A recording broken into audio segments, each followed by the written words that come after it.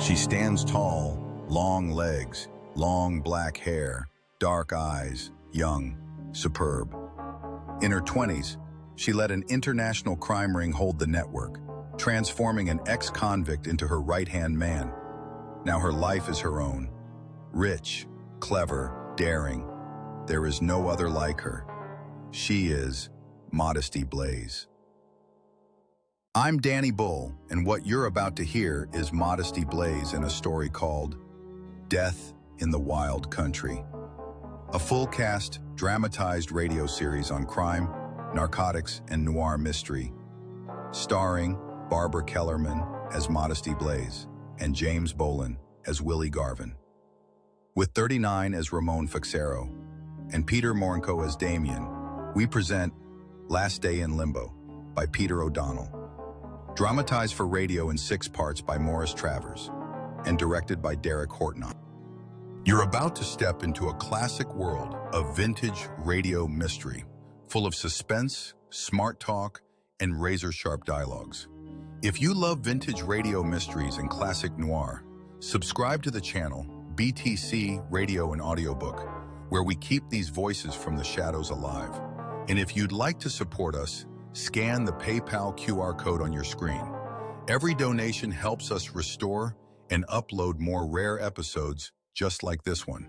Now light a cigarette, sit back on sofa, take a breath of relax, and let's get started.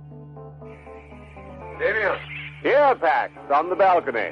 Taking a look at the preparation? Yes, they've just been checking the chains on the whipping post. All very thorough. Naturally. Aunt Benita insists that things are done properly. We've got here at the right time, Pax. It's not every day that there's a flogging to be seen in Limbo. True. But then an attempt to escape from Limbo does not happen every day. Which one tried it? The South African Diamond Man marker. Again? And even by the same route, I'm told. Out through the jungle. Some of them never learn. This lesson should help. I understand Aunt Benita has ordered 30 lashes. That'll be worth watching. He can consider himself lucky she did not order him shot. You haven't seen Miss Benita yet, I take it. I'm going to her now. We will talk again later, Damien.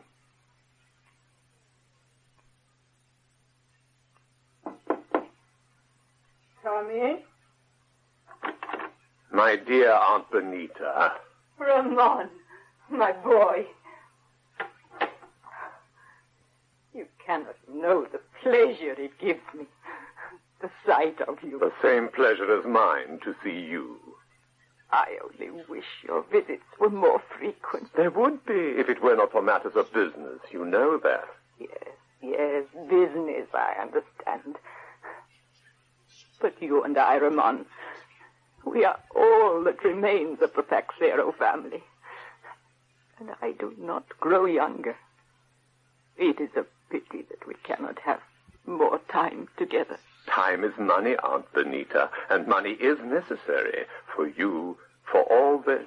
A great deal of money. In fact, at this moment, I have negotiations in Switzerland, which will bring in another $250,000. You are a good boy, Ramon. You have done well. Thanks to you. I do not forget how much I owe to you. All your years of toil and drudgery to give me an education. And in return, you have given me Limbo. That was how it had to be, Ramon. What could I do, a peasant woman, alone? But with you, I knew it could be achieved.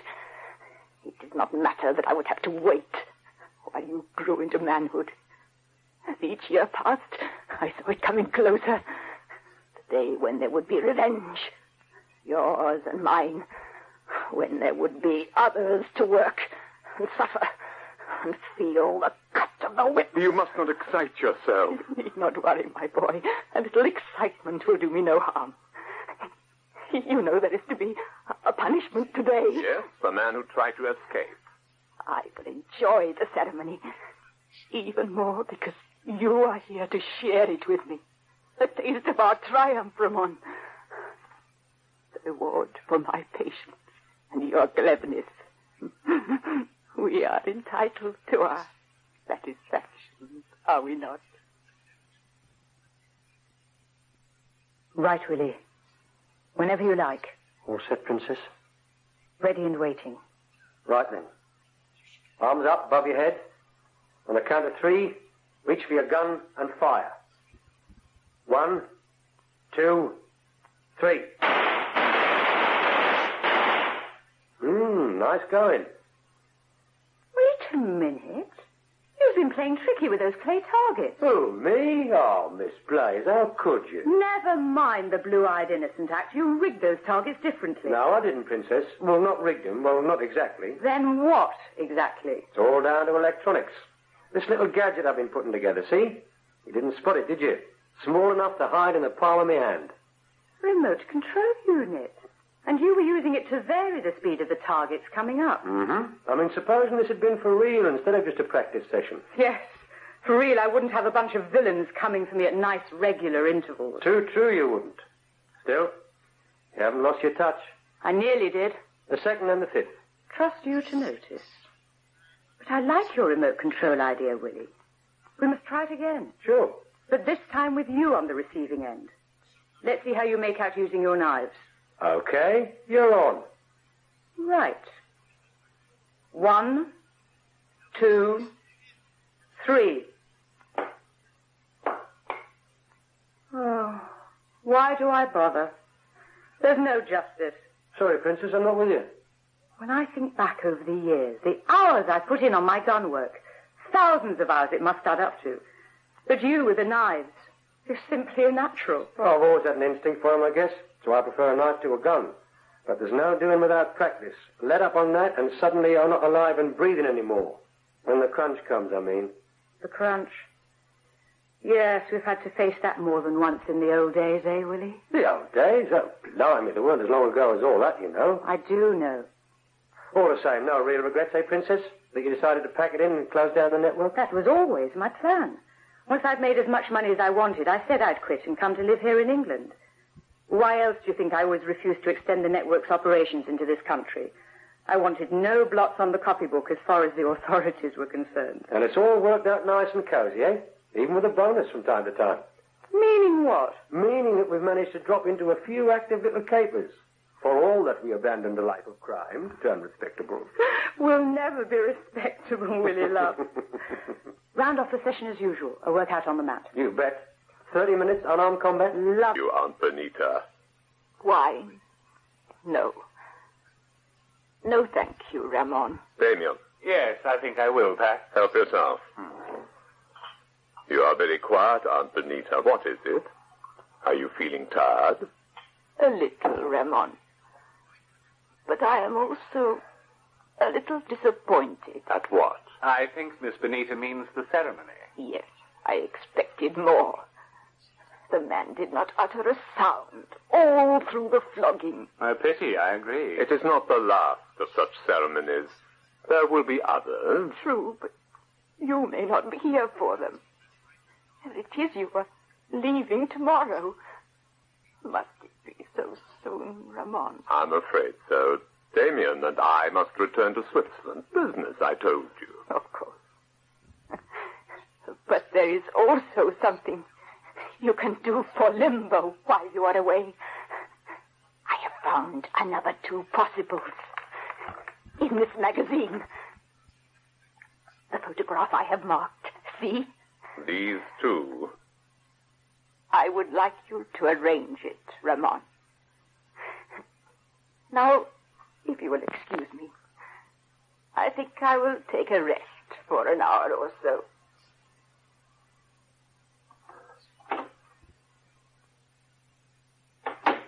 Let's see the photograph, Max. The couple coming down the gangway from a yacht. Read what is underneath. American millionaire industrialist John Dall in Mexico, leaving his yacht accompanied by a friend. She's really something, isn't she? With a playmate like her and a yacht like that, who'd waste time going ashore? This is not the moment for humor. Okay, sorry. You're a good-looking pair, I'll say that. Aunt Benita is right. They should make an excellent addition to the Limbo flock. John Dall. Now, where have I heard his name? Dall Enterprises, a multi-million-dollar combine in the United States. That's right, of course. And the girl? Who she is, I have no idea. It is of no importance. All that matters is that Aunt Benita has chosen them. Yes, certainly. But it's not going to be easy, Pax. And there is no room for mistakes, remember. Easy or not, it will be done. Oh, I say. As it has been done before. All right. Calm down.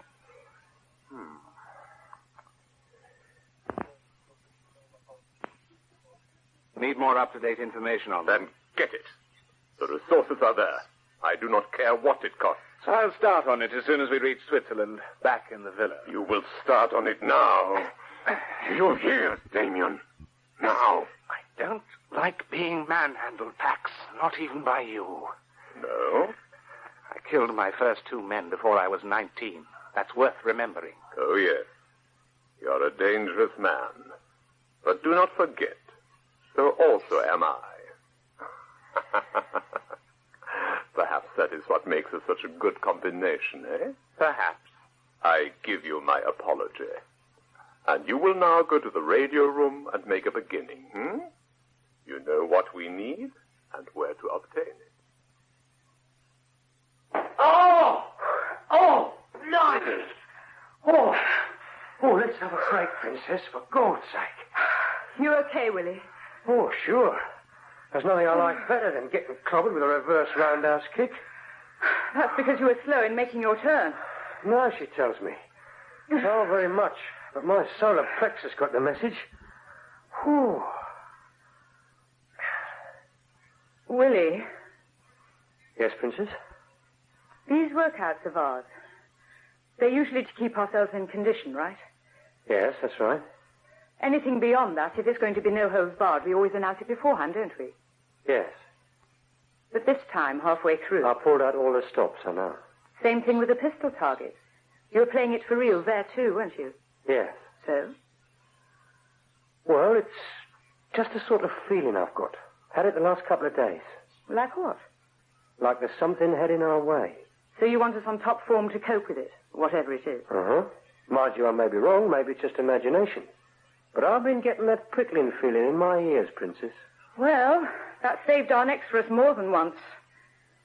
All right, Willie, I only wanted to know. We'd better go and get cleaned up. Sure.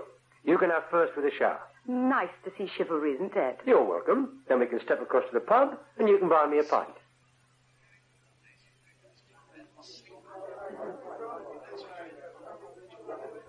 Here we are. Beer for me and the good old red plonk. Just the way you like it. It's a pity, isn't it, What is? that I've no proper palate for wine. But there it is. I'll trade any of your vintage clarets for a rough vino like this. Well, seeing as how I own the pub, I don't need the barman on mine, do you? Cheers. Cheers. Tell me something, Willie. What's that?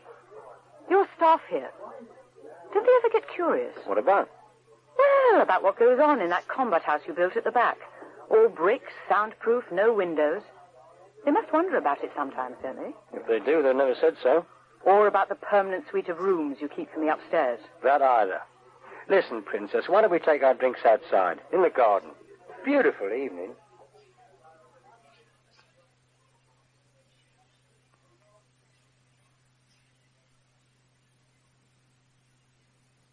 Oh, you know, I do like your pub. Only 40 minutes drive from London, but we're right in the country. The only thing is its name. The Treadmill. I mean, it's not exactly you, is it, Willie? The name's one of the things that made me buy it. Kind of a reminder, if you get me, that I was on a treadmill once. Before you found me. Willie, love, that's old history. Maybe, but I haven't forgotten.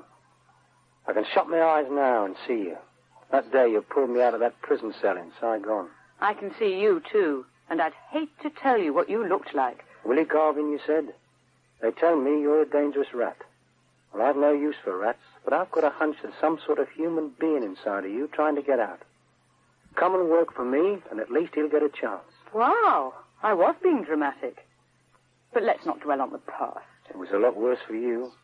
Just a kid on your own, roaming barefoot round the bottom end of Europe and points east, fighting to stay alive. Forget it, Willie. It's all over. Drink up. Cheers. Oh, I haven't told you. I had a phone call from New York this morning from Johnny Dall. Well, what do you know? He's a nice fella, Johnny, even if he is a big-shot business tycoon. What does he want? Another marriage proposal? No, I finally put paid to that. You did? Last year when we went cruising down the Mexican coast. And how did he take it? I couldn't tell at first. You know what he's like. Oh, sure, dead impassive. Your original poker face, that's Johnny Dall. It's his American Indian heritage, if you ask me. Eh? His grandmother was named Tall Owl in the Tree. Did he ever tell you that? No, but then you've been a lot closer to him. I should hope so. We had a lot of fun, Johnny and I. In bed and out.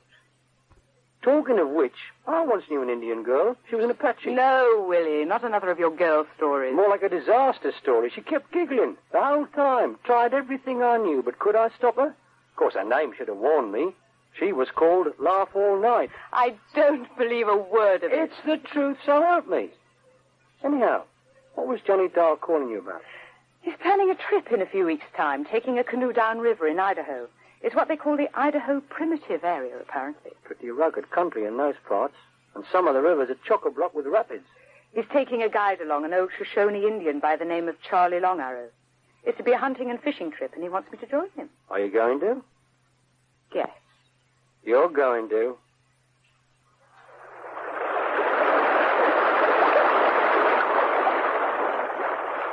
Steady there, Modesty. Hold it steady. You concentrate on your end of the canoe, Johnny. Don't worry about me.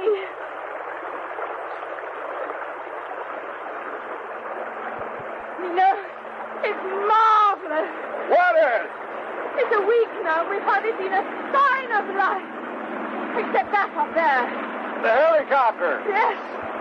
It looks like the same one we saw yesterday when we beached the canoes to make camp. It's heading away. Downriver. Good. Johnny, the other canoe with Charlie Long Arrow. Up ahead of us. Round the bend. I saw him turning it. Oh, fine. As long as he's okay. Oh, don't you fret about Charlie. I'll back him against any run of rapids you'd like to put up, including the next stretch. And according to my information, they are rough. But we'll take a break, won't we? Before we tackle them. I could do with some food. All taken care of. We'll make midday camp just this side of the next set of rapids. There's a clearing, so Charlie says, about 60 yards in from the river bank. He'll be laying a fire. Oh, great. But before we eat, I'm going to cool off with a swim.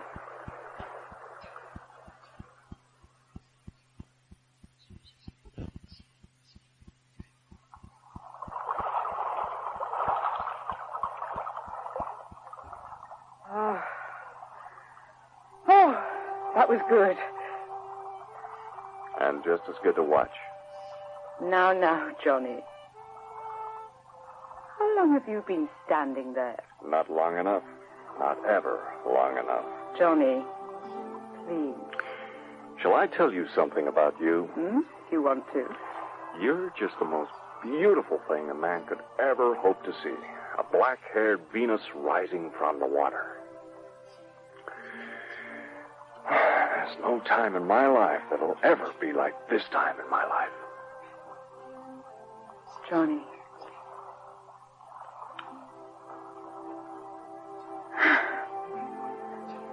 Now, I'd like my towel, please.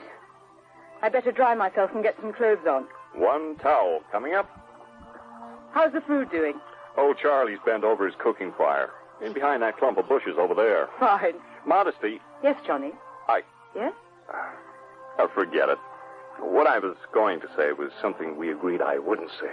Not anymore. I can guess. But we settled that all last year, didn't we? On the Mexican trip. That's right. But I'll tell you something.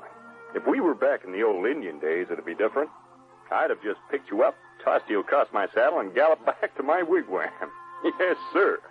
And then I'd have me one fine captive squaw. Not captive, Johnny. Not ever. That's the thing I made up my mind about a long time ago, before I was 12 years old. Oh, easy now. I was only kidding. Yes, of course you were. Sorry, I didn't mean to go serious on you. Your privilege. Trouble is, there's such a hell of a lot I don't know about you, lady. Does that bother you? I guess not. I've heard a few tales from Willie about some of your adventures together. Now and then he'll open up on the subject, but the one thing I can't figure out... Is? Well, the setup with you and Willie. What really gives with you two? I should have guessed. What's so funny? I'm sorry, Johnny.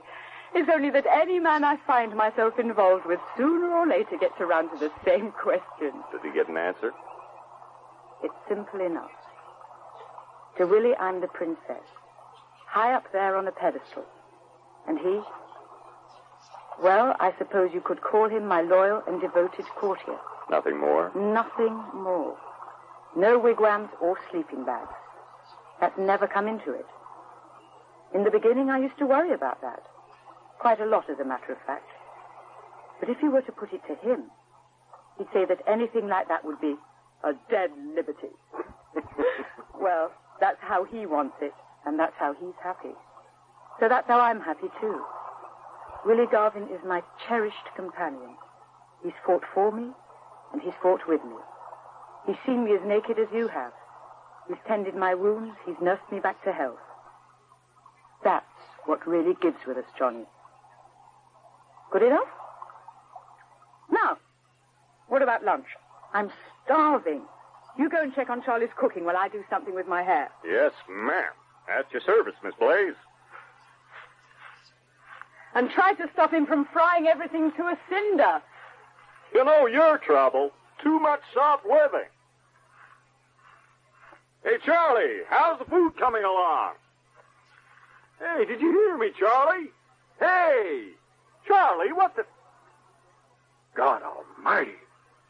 Hold it right there. What the hell? Keep that mouth of yours shut tight, unless you've got a hankering for a shotgun blast right now where you stand. Either me or my friend here will be happy to oblige. What have you done to Charlie? Guess a rock must have met up with his head, huh, Jake? Guess so, Curly. He's just one dead Injun. Johnny. Not a peep out of you, mister. Johnny, I've been thinking. Those rapids sound pretty hairy. We ought to... Don't get excited, lady. Johnny, what's happening? Okay, honey. That's right, mister. You just hold her like that and keep her quiet. Who are these men? Oh, my God. I told you to keep her quiet. I'll play, Johnny. When I start crying, you slap me. Oh, God, what's going on here? What's happened? How the hell do I know? Get hold of yourself, will you? Now, you and your woman act nice and do like you're told, or we're going to shoot, okay? First off, I want all this gear packed up and stowed in them canoes. Including this dead Injun. Right, then you'll push the canoes into the river. Them rapids just along there will take care of them. They sure will. Well, what's the idea? Who the hell are you? Please don't argue. Just do what they want. Like she says, Johnny. So you and her get started on the packing up. Afterwards, we're all going to take a walk through them trees up this old hill. You two in front, and me and Jake behind with the guns. So let's get started.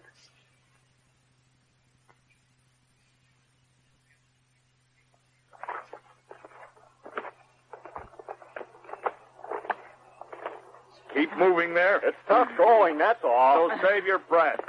Look, if you're getting paid for this, I'll pay double. How about that, Curly? Double, he says. Will you tell us where we're headed? Keep going, mister. Not far now. No, I can't. No more. I can't. Look, you'll have to give her a break. She's beat. Okay. We'll take a minute for a rest. Come on, honey. You sit down here for a while. On this rock. Get away from me. Leave me alone. Oh, sure, if that's how you want it. Looks like she figures it's all your fault, Johnny. Ain't that a woman for you every time? Oh, my God. Well, what's the matter? A snake. I'm bitten on the leg. Snake? Stay where you are, mister. If it'd been a rattlesnake, we'd have heard the noise. Maybe a copperhead. Take a look at her, Jake. Yeah, sure. Okay, sweetheart. Pull the leg of your pants up. Hey, she's bleeding, Curly. Jake, what the... Modesty. I'm okay. More than they are. Yeah, the pair of them. Yes, but let's double check. My God, you were hellish quick. I had to be. When he went over me, I kicked in the right place and the grab for the revolver. But that Curly was fast with a shotgun. I reckoned to drop him before he could shoot, but he made it. Lucky I had Jake on top of me as cover. He caught the full blast from it. But the snake bite, your leg. I used a thorn to make a couple of punctures. It was the only chance I could see. Johnny, pick up his shotgun and let's move down behind this rock. Hurry. What's the matter now? And keep your voice down. I don't know whether they'll come or whether they won't, but we're nicely placed if they do. What the hell are you talking about? Who? Whoever else was in the helicopter. Helicopter? We saw it earlier, remember? And yesterday. You figure it was tailing us. Marking our position, yes. That's got to be it. So somebody laid on this operation, a kidnap job. No question about it. But who? Why? Sorry, no answer. It doesn't make sense. Hell, I wish Willie was here. With him alongside, you wouldn't be lying around waiting this way. That's different, Johnny. Willie and I, we're professionals. Listen. The helicopter. Keep down. There it goes. They're leaving, whoever they are. Looks like it. For God's sake, why? They've heard the shots, of course. My guess is they realized things had gone wrong and decided not to hang about. Oh. Well, Modesty, what happens next? You know, Johnny, I can't make this out. You and me both. On the face of it, a kidnapping job with you as the target. Me too, it seems. But why? Why, Johnny? And why so much trouble to get rid of the canoe? Damned if I know it. It's plain crazy. Maybe. But I get the feeling there's something more behind it than that. I get the feeling that it's something big and very nasty.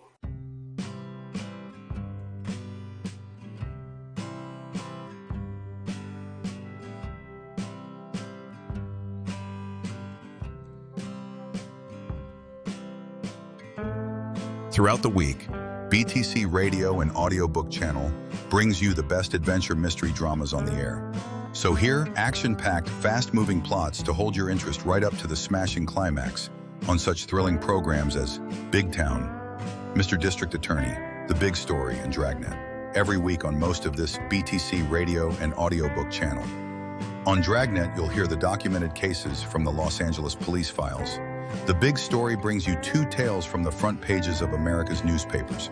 Mr. District Attorney, the champion of the people, takes you through an exciting episode in the conviction of a criminal.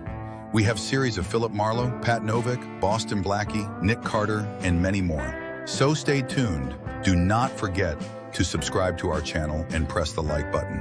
For daily update, click the bell icon for our latest post and new episode uploads. Please not forget to share with your friends and family. And if you'd like to support us, scan the PayPal QR code on your screen. Every donation helps us restore and upload more rare episodes just like this one.